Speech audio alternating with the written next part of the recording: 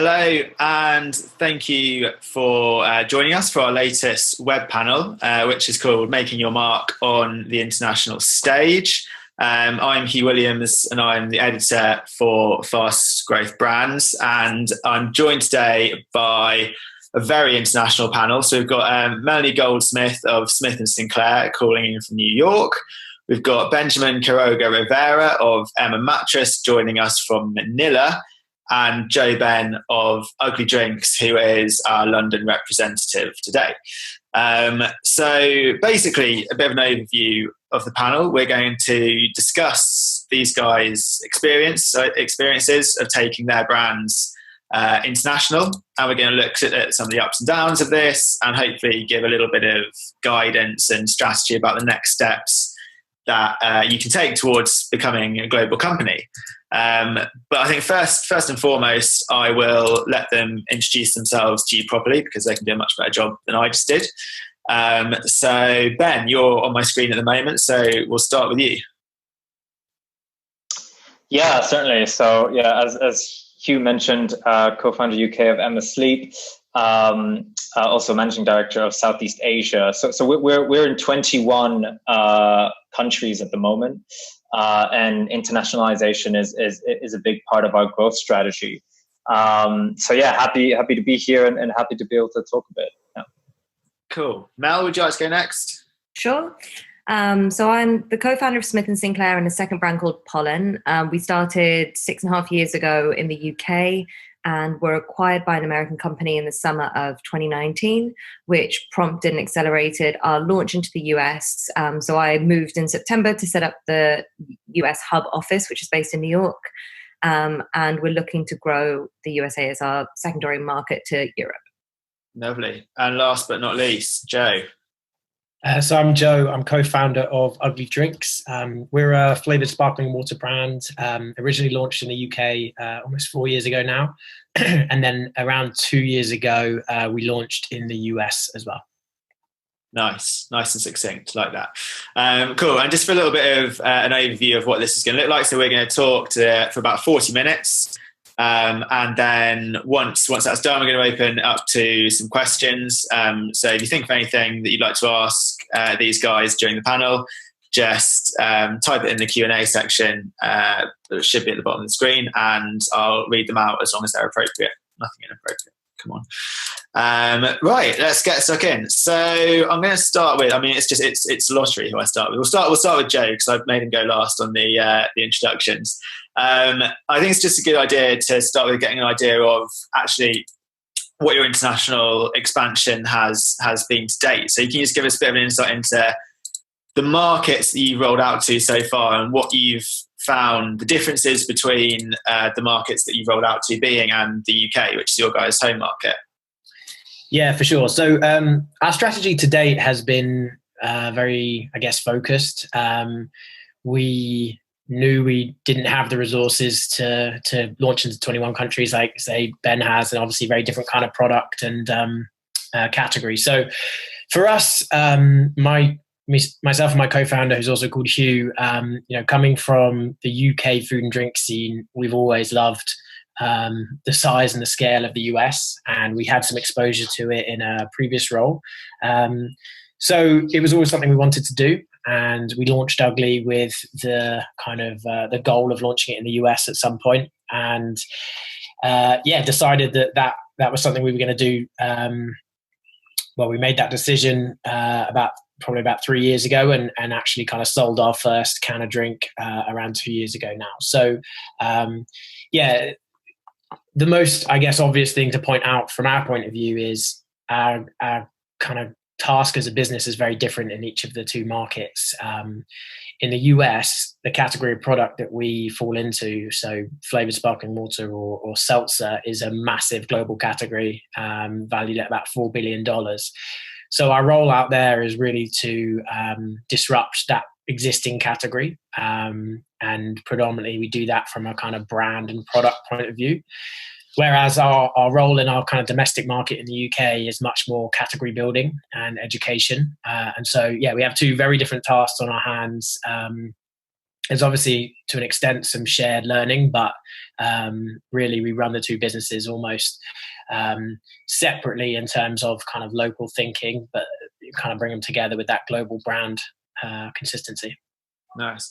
And what about you, Mel? Because I know obviously you guys have rolled out in the US as well, which is why you're out there. Has it been a slightly different category that you've been entering in that market as opposed to the UK, or have you not found that so much? So we have a more challenging product in the sense that our lead product for Smith & Sinclair is an alcoholic gummy. And obviously the alcohol regulations in the US are significantly more complicated than the UK. So whilst in the UK, we definitely are in this kind of luxury gifting space. You know, we retail in John Lewis and Harvey Nichols, and we've created a kind of more mass market product, which is going to roll out this year for more grocery, but it would still be that kind of, it's not a key essential item that's debatable right now, but I think it's a key essential item. I don't think the grocery sector would probably call it that. In the US, retailers state by state decide whether you're regulated as alcohol or regulated as confectionery. So that's been one of our biggest challenges, kind of creating this traffic light system across the US so that we can be fully comprehensive on where we can and can't retail and where we need to be regulated and versus what needs to go on pack. And it's just a more complex market for that product. And then I took on the kind of equally complicated challenge of entering into Cbd space into the US, which again is kind of state by state regulated very differently to how it's been handled in the UK most recently. So we sit on shelves dependent on the store and the state is the short answer. Yeah. Ben, I'm interested in your input on this as well, because obviously, I mean, your title is co-founder UK, but you're at the moment rolling out across Southeast Asia, and that's sort of where you're focusing. What's been how has that looked? What have been the differences between each market there, and how have you dealt with the nuances between all the different countries? Yeah. I mean, for me, the overriding belief with internationalization is of course, I think it's obvious for everyone, big approach to growing a business. But it really needs to also be reflected in terms of the ownership structure of the company and also the mindset of the company. So we are in 21 actively countries at the moment. But we only started with 5 million in terms of angel investment money. And we didn't treat each market as an extension of our home market, which is Germany. But we brought in individuals to really focus on it and kind of treat it as a startup in its own right. A startup that is effectively plugged into a bit of a mothership that can offer a lot of centralized resources, right? So when it comes to Southeast Asia, there's so many steps in terms of the formation of these markets that are fairly, let's say, a cookie cutter approach, but will only get you to a certain point. Then you have to really start, developing and encouraging, whether it be homegrown talent in those markets or individuals from other markets that seem to know the culture and the customer behavior to really penetrate those markets even further. So, I think the definite big message that I'd certainly would like to come across is that there's been a lot of businesses that have been burnt with internationalization. They've either done it too quickly or they just haven't really taken it as seriously as they should have. It should very much be inbuilt in terms of the DNA, in terms of the ownership structure of the business. Are you taking those markets seriously, or are you just seeing them as, just an extension and just additional markets to capture?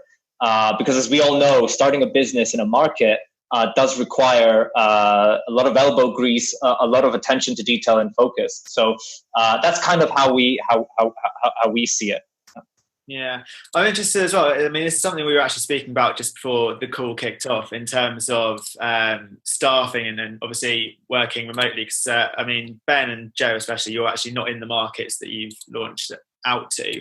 But how do you handle staffing and getting people on the ground in each location? What's the first step? Because I guess Mel's there in the US, and I know Hugh's actually gone out to the US as well. What are the benefits of having someone on the ground there as opposed to running it remotely. I mean, Mel, we'll start with you. What are you seeing as the main benefits of actually being there and living the American dream, I guess, for want of a better phrase? I think people underestimate how different American culture is to the UK. And I think, seeing it firsthand, I thought after, years of kind of really developing our recruitment process and our interview process to really adopt a culture that we worked really hard to forge, I thought coming over to the US, it would be really easy to kind of replicate that model and find a similar type of person, except like people aren't brought up in the same way in the US as they are in the UK. People aren't, culturally necessarily assimilated to a work-life culture in the way that they are to the UK. So it was incredibly challenging to, work out how to create a different culture out here that still worked for the brand. And I think if I hadn't been here, that could have potentially, not me, anyone from our team, it was important to have one of the founders or one of the founding team out here to ensure that whilst it was different, it still had the same values and still held the same respect and trust that we have in the UK. And whilst the personalities will be very different in the way that, the job and, the trust of building it in the US is very different because it's so much bigger as well. It's not like in the UK, there is a grittiness because you can just hop in a car and drive for 4 hours and be across the country. In the US, you can't do that as flexibly. So that kind of agility, that grittiness doesn't exist in the same way because you drive for 4 hours, you don't even leave the state. So, that it came with challenges you probably couldn't anticipate if you weren't on the ground. Yeah. Joe, do you think Ugly have seen the benefits of having Hugh on the ground over there? Have you got it's not just Hugh out there, is it? It's a team that you're actually building out as well. For sure. Our US team is bigger than our UK team at this stage. I mean, we definitely needed to be out there, and it's not just Hugh. So one of our kind of early employees, Sophie's our operations director, she's also moved out there. And I think very similar experience to Mel. You go out and you think, oh, well, we know our values and we know what we stand for, so we'll hire people in a similar mold and who see the world in a similar way and can plug straight in. And actually, that is just so different. And particularly in our space, like US beverage is like an old school, gritty, like distributor kind of space. And honestly, like feels a little bit old fashioned, honestly, versus like some of the distribution systems that maybe I'm more used to from the UK. And it requires a completely different skill set. And I'd say much more probably like old school sales, a lot of relationships and, how's your family? And, it's just a different cultural experience for sure. I think, our UK sales guys would probably really struggle in the US, and our US sales guys would be, I think, useless in the UK. So yeah, it took a lot of getting used to, and we're still getting used to it, to be honest. Yeah, it's a good point. I mean, there's so many differences between the markets, and I'm looking at you here, Ben. You can't see it on the screen, but I am looking at you because you're kind of going into sort of Southeast Asia at the moment, and there's obviously lots of different countries around there. It's I mean, America's split up into so many states, but Southeast Asia's so many different markets. I mean, how do you, as a brand trying to get into those markets, what steps do you take in terms of research as to, is my product going to be accepted in the same way? How do people buy mattresses? What do they, like, everything around that? How do you even start doing that sort of market research? Yeah. So I think kind of as what Mel and Joe touched on, you shouldn't really underestimate the cultural differences, and also everything such as logistical differences as well, with different markets and different suppliers and different infrastructure challenges with different markets. You shouldn't underestimate that, but you also shouldn't underestimate, the for want of a better word, but the sort of the universality of your proposition, in that for us, we're a direct to consumer mattress. It's a premium mattress at a fantastic price. And, it's worked very well in the UK. It's worked very well in France. It's working very well in Germany, Netherlands. And it's almost very easy to be European focused. But, when we're looking at Australia, for example, and we launched there a few months ago, there really is no reason why a premium mattress that is the same quality, if not better, than any other bed in a box that's there at a better price. There's no reason why that shouldn't succeed.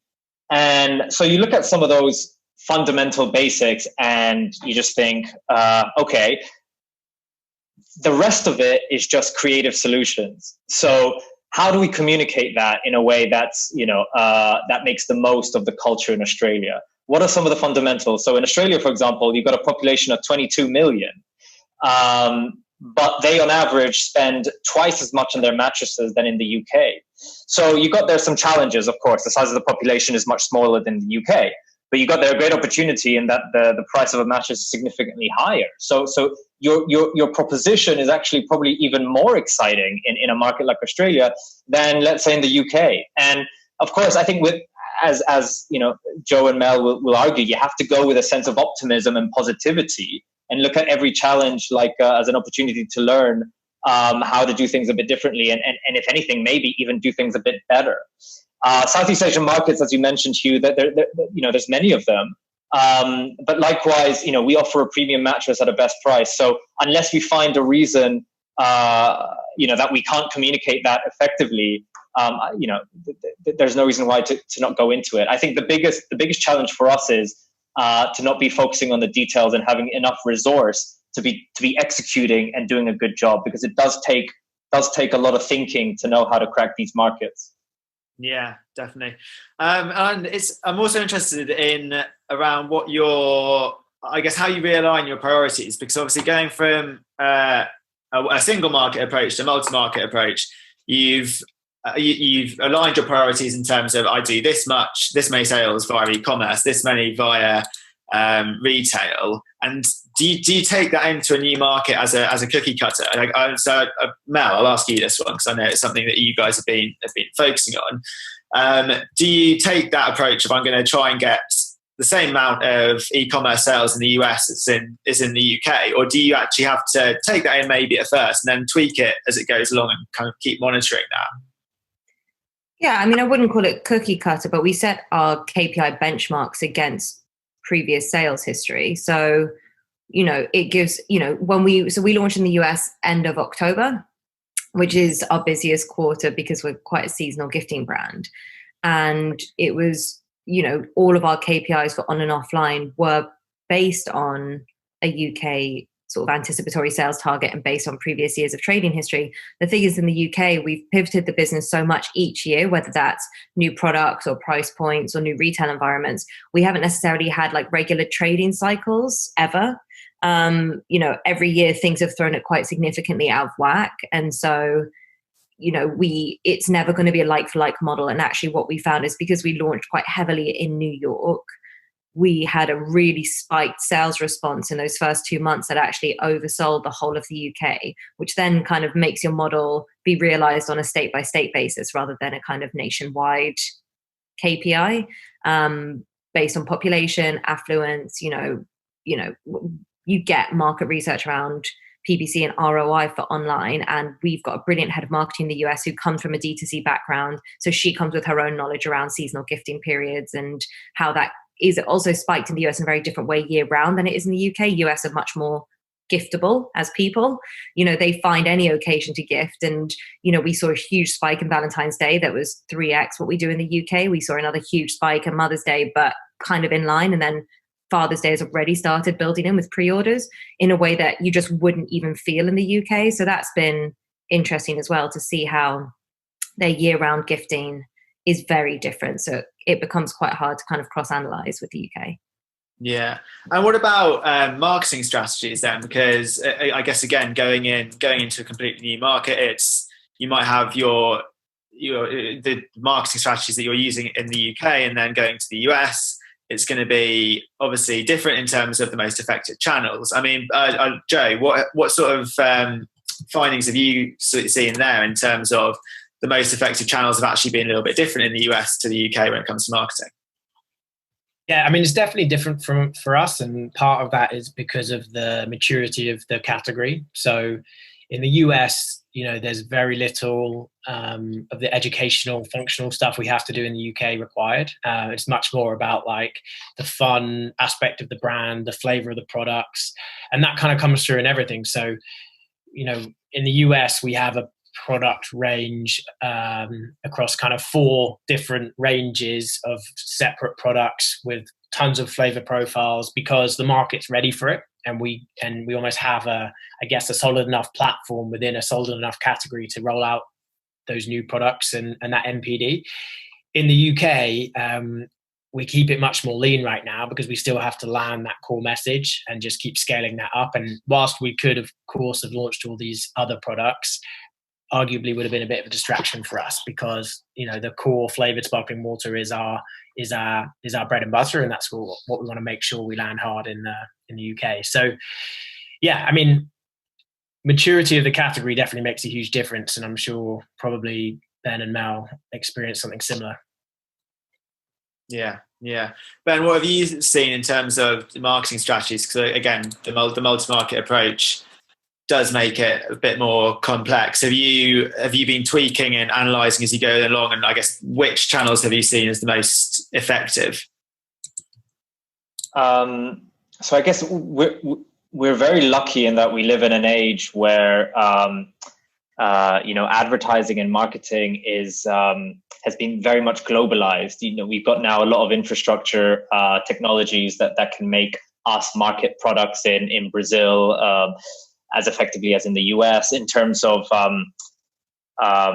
as we all know, in terms of digital performance, in terms of your e-commerce, Shopify, all of that, retargeting, etc. So that's great in terms of getting things up and running. And of course, you do need to obviously localize those efforts in terms of the content and the creatives, etc. But kind of as what a few folks have said, like for example, the sales relationships in the US being different to the UK, you will notice these beautiful nuances that really distinguish different markets. So as I mentioned, in Australia, for example, there are certain elements about being, let's say, made in Australia that is very important, that may not have necessarily been the case in our market in, say, Brazil or such. And you see that through the data. You see that. I think Mel mentioned how Valentine's was significantly stronger in a market compared to the other market, and it kind of feeds into your perspective, each day, to know how to tweak and refine your strategy. But I don't think you can really fundamentally change it, because it would be so much work and very distracting if we suddenly go in and we have to have like a completely different business. I think that would use up so much energy and mind space. I would really try and limit the amount of variables that you're dealing with at the same time, because already through logistics alone it'll be a lot. So I think trying to keep your marketing strategy as consistent, but really allowing for the investment in capacity to really go into those nuances in the future is important. But I think you got to start from somewhere, and you do have to start from those kind of like universal concepts, and then gradually refine it as it goes. There's no shortcut, and I think you need to do it step by step. Yeah, definitely. We've got a question on the Q&A, which has come in early, but I'm going to read it out, just winging it here. And the question is from anonymous viewer. How do you know when you're ready to go international? So we'll go Mel. Was there a moment you realised, yes, that now's the time perhaps to expand, whereas it hasn't been before, but now the time is right? And what, as advice to other guys who are in that position, what do you think are the signals that they should be kind of sort of keeping an eye out on? I think the signals will be heavily related to your online channel. So if you're a product-based business and you're seeing loads of people from America buying your product in the UK and paying for the extra shipping, you can probably track what volume that is as an overall customer base. And if it's, for us, we were getting a lot of press and a lot of purchasing from the US at kind of a very high cost to the customer. It got up to about 18% of our whole online customers were coming from the US. So that to us was a signal. It also, as Fortune was told, we raised a sort of seed plus round in 2018, which was from an American VC backer. That also prompted it because, they had experience in the sector and they definitely wanted to see our growth strategy include the US as a territory. So that encouraged our acceleration. And like I said, when we got acquired, it was all part of the acquisition plan.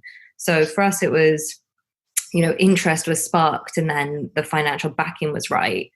I think you can do international in lots of different ways without having the kind of upfront, huge cost of setting up an office and a team and employing full-time people. I think in America, what I've learned is you can really tap into the kind of sales agent and distribution model. So if you don't necessarily want to cultivate like a big brand presence and you just want to be in retail, there are more cost-effective ways of doing it rather than having to invest so much.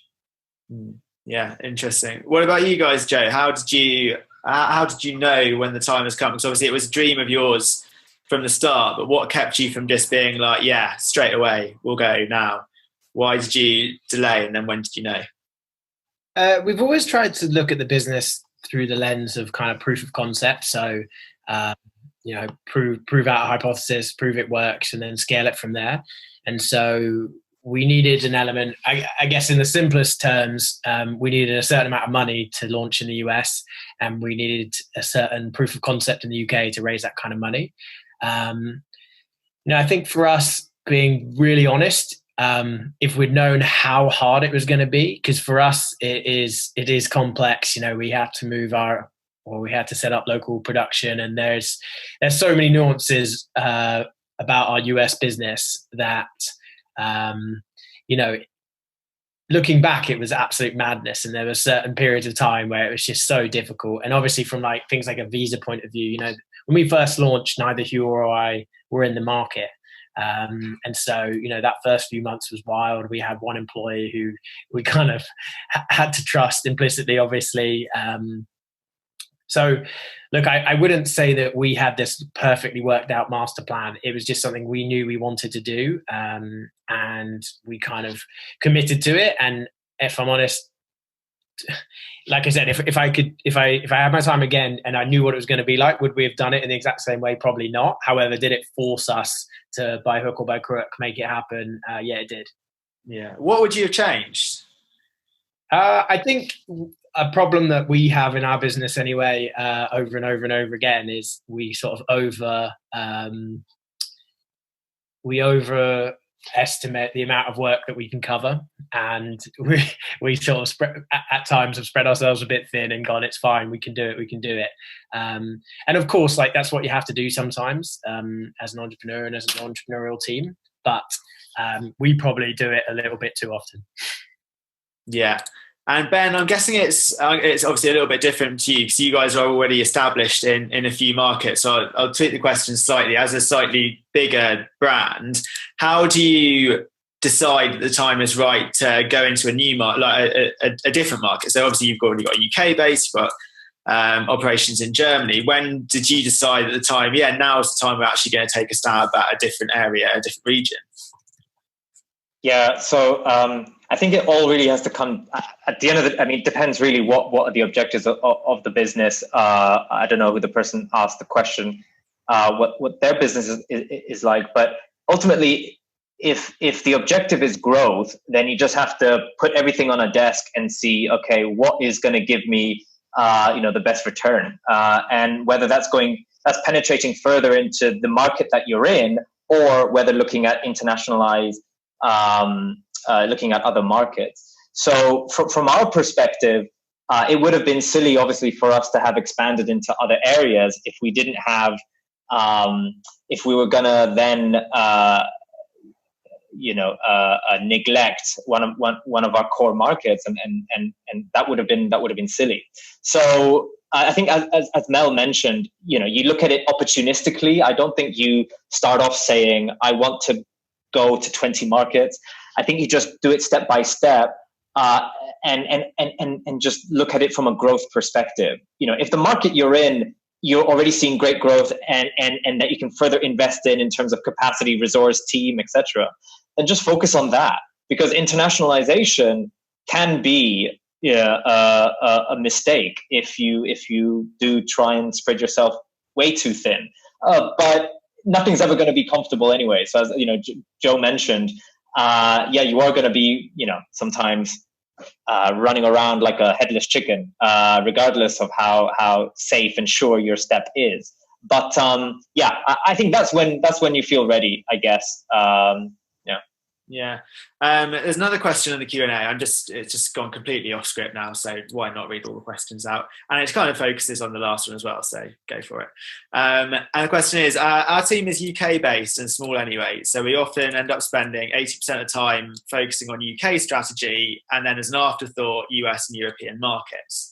And the question is, how can we effectively measure the opportunity, I guess, of each market, and ensure that the team is a crossing effort across all markets, which I guess sort of ties into what you were saying there, Ben, about realising the opportunities in each one and being able to spread your workload. So I'll come to you first on that. You're on a roll anyway. How can you measure the opportunities of each market? Is there a way to do that?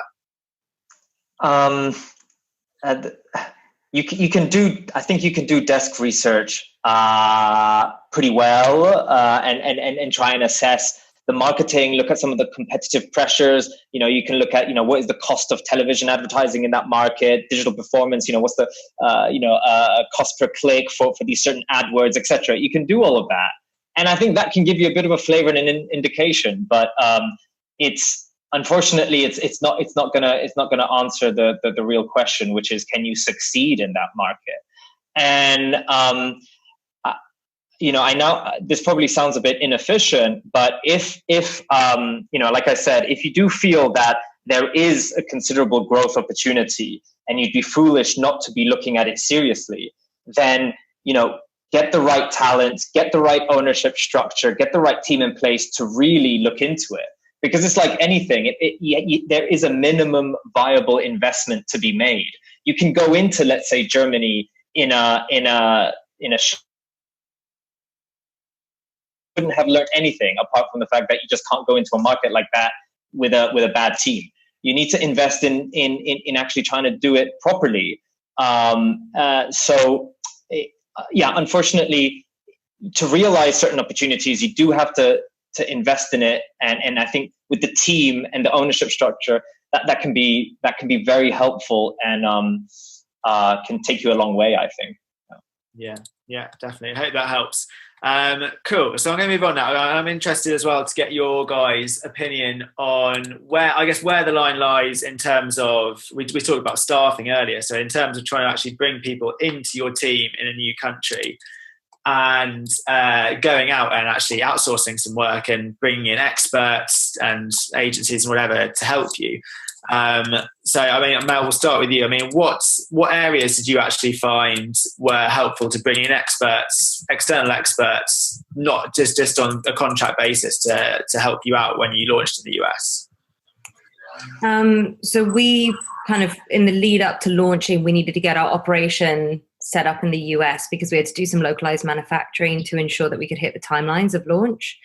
And we worked with an external agency who sourced the manufacturing, did all the background of certification and quality control. They were able to physically be on site to kind of flavor and quality test against our product from the UK when I couldn't get there quick enough. And that was, it was incredibly expensive. And like Joe, there were a lot of things we did to get into the country that I'm not sure I would do again. But it did mean that the job got done. And, that's kind of the way of the world is, like, if you pay enough, a job will always get done. I'm not sure it's the most efficient way to do it. And I think when launching internationally, time should be your biggest kind of project planning tool. Like, you can't really rush into a new market without a huge expense. So you're either going to sacrifice, that bleed to get somewhere quickly to hit a specific time period, or you're willing to kind of track it out over a year and invest less upfront costs to do so. And in terms of what was most successful to have in-house, I found having like that localized e-com knowledge really important to us. The person we hired had a background in kind of beauty and that kind of fast D2C model, which was a really transferable knowledge base in terms of market awareness and competitive price point. for us to do really well, and therefore her like in-house ability to rework the website that day, rework ad campaigns that day, meant that we saw a really quick return on investment compared to kind of sourcing out to an agency and that being a slower kind of 3 to 6 month lead time to see a success rate. Yeah. Did you bring anyone else on internally as well when you moved over there then? So we started, so within the first 6 weeks, we'd hired someone in operations, someone in marketing, and someone in sales. Okay. And I mean, we're only 6 now, and we're leaning on sales agents for more regionalized support across the country. Yeah, got it. Joe, what about Ugly in terms of bringing in experts and external help? Were there areas, I guess, two parts to the question. Were there areas that you thought were necessary to bring in? And also, if you were doing it again, / giving advice to a brand looking to bring in some external help in a particular area, where would you advise is a good place to do that? Similar answer to Mel in a way. I think where we knew we had to, we used external consultants, always at great cost. Not necessarily, when you look back at them, always the best deliverables versus a project, but it was about speed, and you can waste so long launching into markets, and the cost of that, of taking a year when it could take 6 months, is almost certainly greater than the cost of that consultant. So we definitely did a little bit of that. I think one thing that we did from the beginning of the business was we were very conscious of trying to set things up with a global mindset from day one. So our manufacturing partners were a global manufacturer who are massive in the US. Our ingredient suppliers were at a global supplier who are massive in the US. So in terms of scaling that up, it was much easier because we already had the relationships. We were kind of able to take that relationship from the UK and kind of expand it into the US rather than starting from scratch. And that was something we were very conscious of. I think one other thing to add is you can also leverage the different markets against each other in a way. So for example, we found that like certain freelance work is much cheaper in the UK than it is in the US. Things like design or kind of some of developers and things like that. And so actually, where at the very beginning we kind of had this everything has to be in the local market mentality, we've now realized that there's no reason why it can't be a UK based designer, for example, or developer working on our US website. So that's definitely worth bearing in mind. And if you can leverage that to kind of save costs across the total business, then it makes total sense. Yeah. Ben, you've been nodding away when this has been going on. You're feeling a lot of what Joe's saying there? Yeah, definitely. I'm a big believer in external talent because it's, we can't afford some of these amazing people who are in these different markets, and they have saved us so much time and money in the long run. And I think, of course, as with every market, you're going to get charlatans and cowboys, who have a good sales speech but don't deliver. And again, that can sometimes have to do with the cultural differences a bit. You really have to try and understand who are the ones that can deliver. But there's great external talent to be able to tap into. And I think touching kind of on what was touched on in the beginning, bringing somebody in-house that is also talented, it can make or break a market. I was just reading an article about Starbucks and how they spent 9 years trying to conquer China. And then the minute they got a good talent in, they finally gained traction and started growing in China. So I don't think we should underestimate internal talent, but also external talent as big investment opportunities to make markets a success. Yeah, definitely. Before I ask what's going to be my last question, I'll just invite people to send in their questions to the Q&A box. I've got one there that I'm sitting on, if no one that does, but we'll get to that in a second. And yeah, my last question was going to be, because we've gone a whole 40 minutes without mentioning coronavirus, but here we are, I'm mentioning coronavirus. And it's basically, how do you handle a situation like what we've got at the moment? Is it about sort of looking at where you're strongest in terms of, if you're already in a few markets, it's about looking at where you're strongest and doubling down there? And I guess if people are planning on going into new markets, is now the time to do it, or would you guys recommend delaying that and sort of, like I was saying, battening down the hatches and seeing what it looks like when we come out of this? We'll go in reverse order. We'll go Ben first on this one.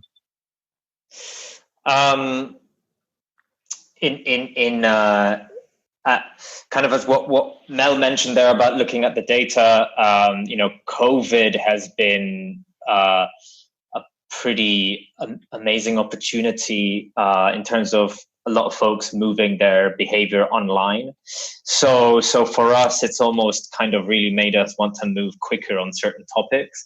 It's been a bit frustrating, for example, that we haven't been able to be at a point in certain markets that would have, just before COVID, because that would have, in terms of business development, that would have really helped us a lot. I think we're lucky that we're very much a digital business, so we can work remotely, and our point of sale is digital. So we've kind of been pretty well positioned for this pandemic, which has been very fortunate for us. Yeah. Cool. Jay? It's massively affected us. I think for a brand like us, in certain channels, it's absolutely horrendous. We were massive in food service in the UK, and that's almost disappeared. But in other channels like grocery and like online, sales have been stronger than ever before. So I think the main thing for us is it definitely changed, particularly probably in the previous, in the 3 months we've just had. In the US, especially, we were very field focused, and we had a large field team out there activating in store. That was just not happening. So definitely affected the sort of team structure we needed. I guess on the plus side, because we've been working, with 2 co-founders in 2 markets for 18 months now, and kind of cross-market that whole time, we're very used to Zoom calls, and it didn't feel like a crazy stretch for us to suddenly have to run the business in this way. And in fact, I think going forward, arguably, we may not need at least a kind of fully permanent office space in the same way that you might have felt that we would have pre-COVID. Still TBC exactly where we fall on that. But I think as a business, we've found ways of working in this scenario. And Mal, what's it been like for you guys? I think I mirror a lot of what the guys have said, that, things that you thought were fundamental, like an office space, become less so.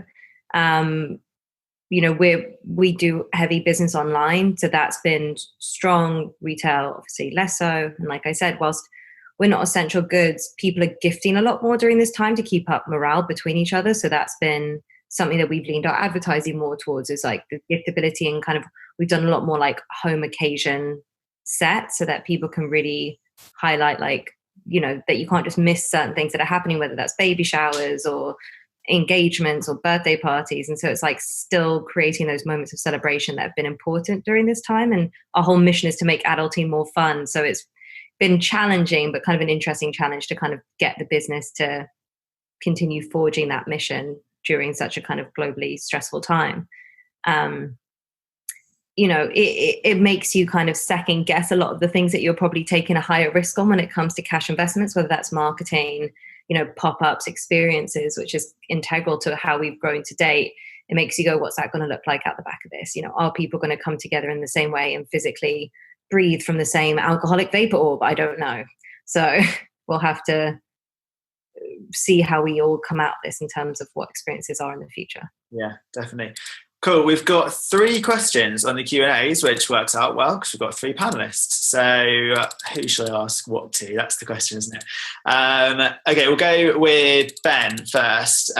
When entering a new market, how do you determine the marketing spend required? Would this be a percentage of revenue being generated from that market, or what else? Our approach to marketing investment is every customer that we acquire should be profitable, and we should only scale if we're able to scale on those channels. So of course you make an educated guess which channels make sense to begin with.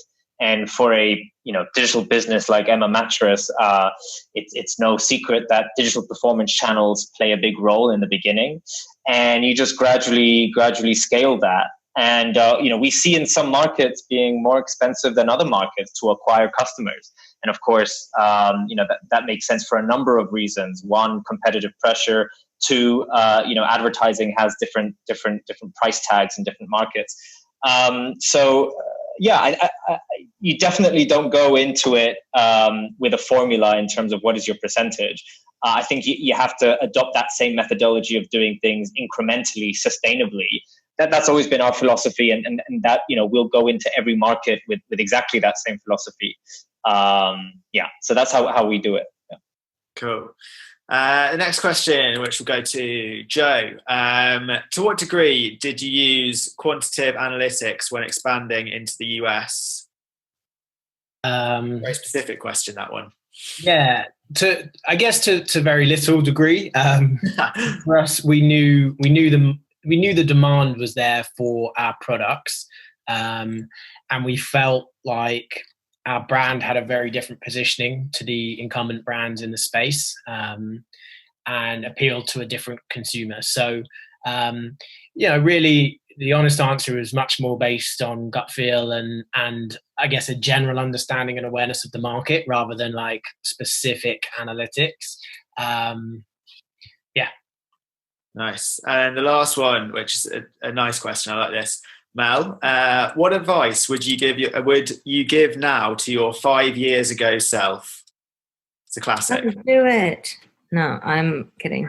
I think so. 5 years ago was kind of when we decided we were going to take it a bit seriously. So we spent the first pretty much 2 years just working off of cash flow, just me and Emil, working at Secret Cinema, doing big projects for alcohol brands. We had like a small retail line in Selfridges and Harvey Nichols, but it was very manageable, just the two of us, and we were just not messing around, but we definitely hadn't put together a business plan or had big objectives, and neither of us came from a business background, so there wasn't that competitive edge to succeed in a very structured way. It was more like, oh, this keeps doing well and we keep making money, so I guess we'll just keep doing it. And at that point, we raised our first kind of angel round, and we launched in John Lewis, and it's when we got a proper production kitchen and really upscaled our whole infrastructure. And I would not necessarily tell myself to do anything differently. I think I would probably tell myself to get less emotionally involved in every single decision. I definitely found it hard in the beginning, not going on these extreme emotional roller coasters, which were exhausting. And they really, when people talk about burnout, from my experience, it wasn't the hours and it wasn't a commute or anything like that. It was this like emotional high level of anxiety, level, like very little level of sleep, and quite up and down everyday reactions to what you're going through. So I think in hindsight, you probably just go like, breathe and don't necessarily get so emotionally involved in every single decision, because it became exhausting. Nice. I like that advice. That's good advice. Cool. Well, guys, thanks very much for taking the time today, especially across different time zones. I appreciate it, especially Ben and Mel. You too, Joe, but especially Ben and Mel. I hope you enjoyed it, and I hope everyone else watching enjoyed it as well. This should be available on Fast Growth Brands later this week. And so if you want to watch it again, you can, or if you want to share it, you can. But yeah, thanks for tuning in, and see you around.